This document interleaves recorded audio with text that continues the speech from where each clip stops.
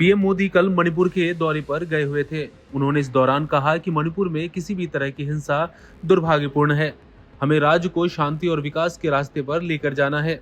मणिपुर में हिंसा के बाद उनकी ये पहली यात्रा थी। वो मणिपुर के इम्फाल और चुराचांदपुर पहुंचे हुए थे। उनके मणिपुर यात्रा के एक दिन बाद ही वहां फिर से हिंसा भड़क गई है। चुराचांदपुर जिले में हालात बद से बदतर होते जा रहे हैं। रविवार देर रात यहां भीड़ ने कुकी नेता केल्विन एखेनथांग के घर पर आग लगा दी। केल्विन कुकी नेशनल ऑर्गेनाइजेशन यानी केएनओ के नेता हैं। वो केंद्र सरकार के साथ सस्पेंशन ऑफ ऑपरेशन समझौते का हिस्सा हैं। हालांकि चुराचांदपुर के कुछ स्थानीय लोगों का दावा है कि आगलगी की घटना शॉर्ट सर्किट की वजह से हुई है। अधिकारियों के मुताबिक दूसरे कुकी नेता गिंजा को भी टारगेट किया गया है। उनके घर पर भी कुछ उपद्रवियों ने हमला करने की कोशिश की है।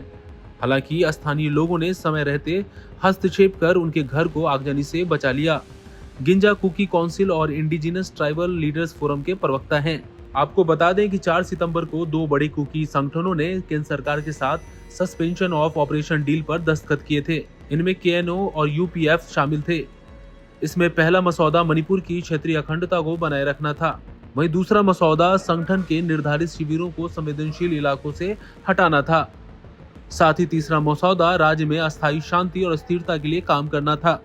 इस बीच कुकी जो काउंसिल यानी केजेसी ने संकेत दिया कि नेशनल हाईवे 2 को आम लोगों और जरूरी सामान के आवागमन के लिए खोला जा सकता है, लेकिन सोमवार को केजीसी ने इसको लेकर सफाई पेश की है। काउंसिल ने कहा है कि हमने NH2 को खोलने की घोषणा नहीं की है। इसके साथ किसी भी तरह की मुक्त आवाजाही की अनुमति नहीं दी जा सकती।